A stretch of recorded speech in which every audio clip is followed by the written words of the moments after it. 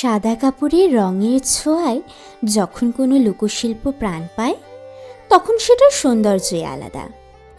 আজ আমরা আঁকব মধুবনী স্টাইলে একটি রাজহাঁস।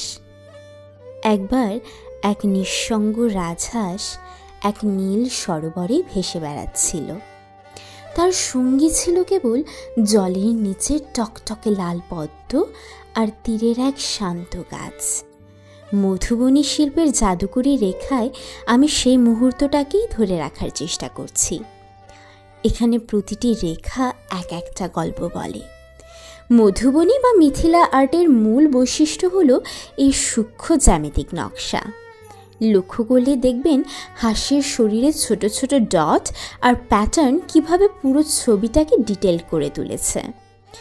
আমি প্রথাগত সাদার বদলে হাঁসটিকে দিয়েছি এক মায়াবী গোলাপি আভা, যেন ভোরের প্রথম আলো তার গায়ে এসে পড়েছে। এখানে চিরাচরিত উজ্জ্বল রং ব্যবহার করেছি। গাঢ় গোলাপি হাঁসের সাথে কন্ট্রাস্ট হিসেবে নীল জল আর পদ্ম ফুলগুলো একটি স্নিগ্ধ পরিবেশ তৈরি করেছে। মধুবনীতে কোনো জায়গায় ফাঁকা রাখা হয় না, তাই ব্যাকগ্রাউন্ডে গাছের ডালপালা দিয়ে আমি পুরো ফ্রেমটা ভরাট করে নিয়েছি।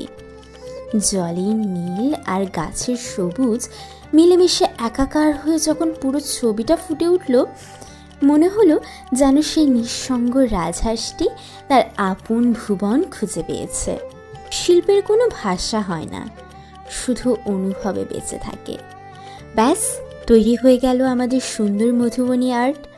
এই ট্রেডিশনাল আর্টগুলো আমাদের ঘরের শোভা যেমন বাড়ায়, মনকেও তেমন প্রশান্তি দেয়। কেমন লাগলো এই কাজটা? ভিডিওটি ভালো লাগলে লাইক দিতে ভুলবেন না, আর এমন আরও আর্ট ভিডিও দেখতে সাবস্ক্রাইব করে পাশেই থাকুন। Thanks for watching.